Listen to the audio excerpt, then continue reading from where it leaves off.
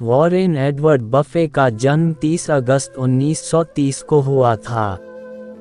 वह एक अमेरिकी व्यापारिक निवेशक और परोपकारी व्यक्ति है, जो बर्कशायर हैथवे के अध्यक्ष और सीईओ के रूप में कार्य करते हैं।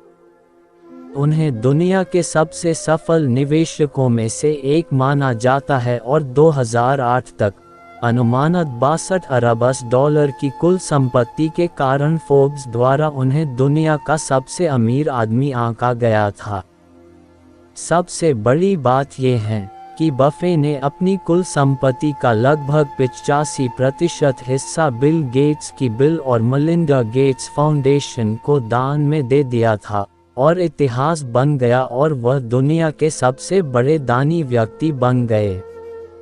प्रारंभिक जीवन बफे के माता पिता का नाम हावर्ड और लीला था। वह एक शेयर ब्रोकर के बेटे होने के कारण वे शेयर बाजार में बहुत कम उम्र में ही शामिल हो गए। बेंजामिन ग्राहम उनके एक प्रभावशाली पथ प्रदर्शक थे। उन्होंने उनके गुणों को सीखा और उन्होंने 15% तक ग्राहम के विचारों को ग्रहण किया। ग्राहम के विचारों ने बफे को बहुत अधिक प्रभावित किया।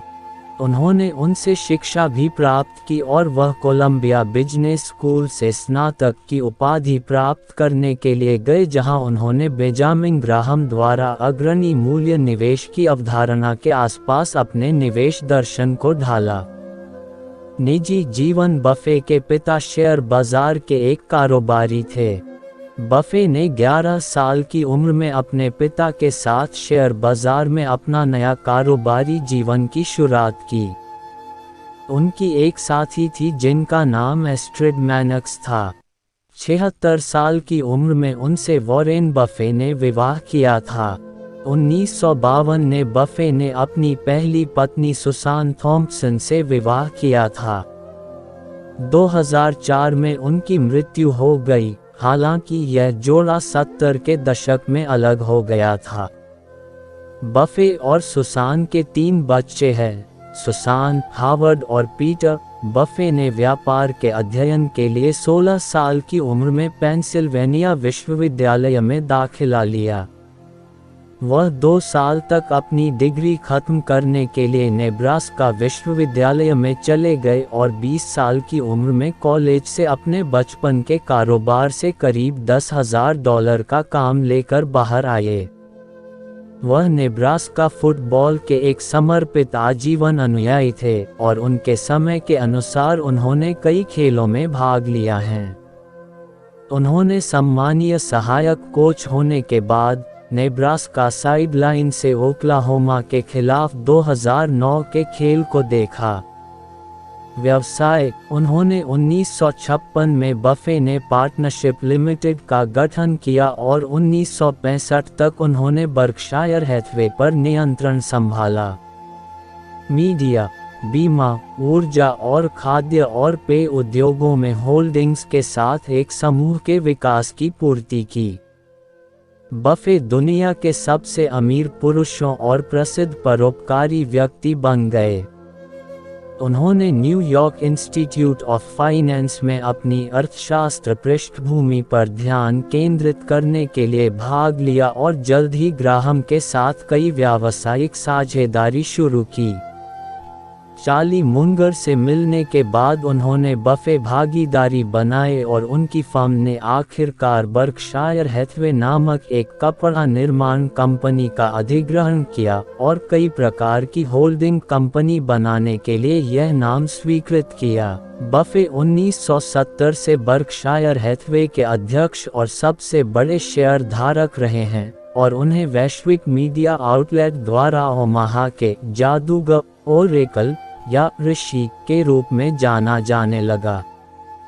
कोका कोला में बर्कशायर हैथवे के महत्वपूर्ण निवेश के बाद बफे 1989 से 2006 तक कंपनी के अध्यक्ष बने रहे। उन्होंने city group global market holdings, Graham holdings company और द जिलेट कंपनी के निर्देशक के रूप में भी कार्य किया है। 30 जनवरी 2018 को Berkshire Hathaway JP Morgan Chase और अमेज़न ने एक संयुक्त प्रेस विज्ञप्ति जारी की जिसमें उन्होंने अपने अमेरिकी कर्मचारियों के लिए एक नई हेल्थकेयर कंपनी बनाने की योजना की घोषणा की। 1949 में वह ग्राहम की एक किताब से वह प्रभावित हुए। उनकी किताब का नाम द इंटेलिजेंट इन्वेस्टर था। बफे ने 3 साल तक बफे फाल्क एंड कंपनी के लिए प्रतिभूतियां बेची, फिर ग्राहम न्यूमैन कॉरपोरेशन के एक विश्लेषक के रूप में 2 साल तक उनके सलाहकार के लिए काम किया। कुल संपत्ति 2018 तक बफे का अनुमानित शुद्ध मूल्य $84 बिलियन है। वह अपने विशाल धन के बावजूद भी अपने मूल्य निवेश और व्यक्तिगत दीनता का अनुपालन करने के लिए प्रसिद्ध है। संयुक्त राज्य अमेरिका टुडे की एक रिपोर्ट के मुताबिक 2006 और 2017 के बीच बफे ने दान में $28 बिलियन का दान दिया है।